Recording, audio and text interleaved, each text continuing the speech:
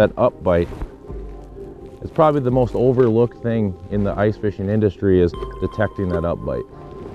You can see my bait dropping down here on the right side. Now this side's showing us the whole water column, all the way from top to bottom. And this side's showing me my last 6 feet. So I'm dropping down, you can see a bait will show up here right now.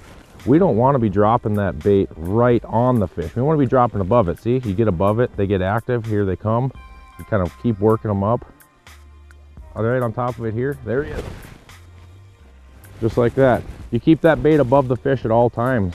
If a fish ever stalls out on you, I mean, obviously read your graph, read what's going on. If a fish stalls out on you, a lot of times you can find that magic depth that they're not going to go above. And here we're finding about 10 feet. If we bring them up past that 10-foot mark, they're going to stall out and go back down. I'm always setting up 3 different types of baits. Little jigging spoons, you know, just a lot of times those crappies like a lot of movement. And if you're not getting the response from those, I kind of filter down. I go to like a meat presentation, more like a jig, a tungsten with waxy like we're using today. Or, you know, we go down to more of a finesse deal. And when we finesse these crappies, we're using small tungsten jigs and plastics. And if you're out fishing crappies on the ice, you should have all 3 of those available to you.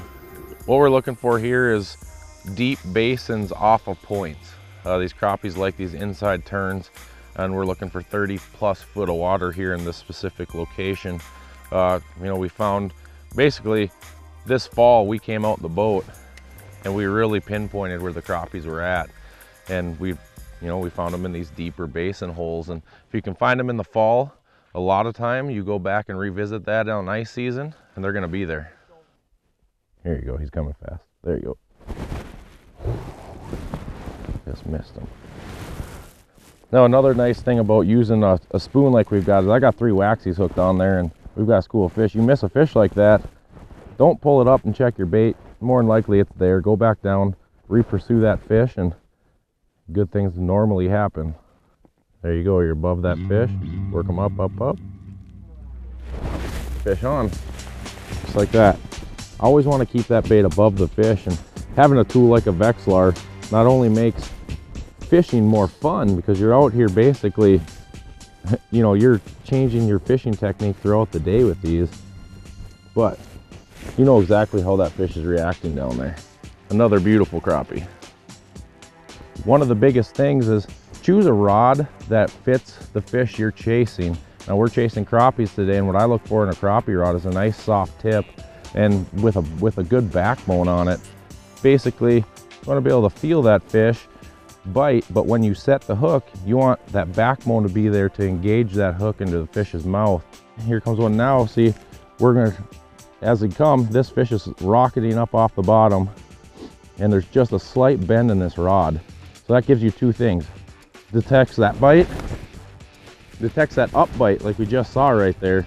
You've got a nice up bite going, but at the same point, it's gonna detect both ways. You still have the sensitivity at that bite when he comes up and grabs it, but when they rock it up at it, it gives you that little bit of motion going up, so it detects that bite both ways. A lot of times when you get on an active school of crappies, they're feeding up, and they're feeding up fast. You can see how this one came up and just inhaled it. And you're able to detect that bite because when that rod's got a little tension on it like this, all of a sudden it lets go.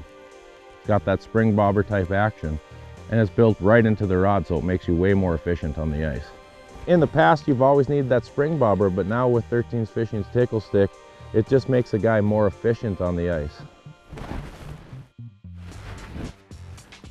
And see what I mean when I'm talking about having a good soft tip and a lot of backbone. Now this rod's got backbone from the yellow back, keeps that hook engaged the whole time. You get too soft, and those hooks have a tendency to pop out.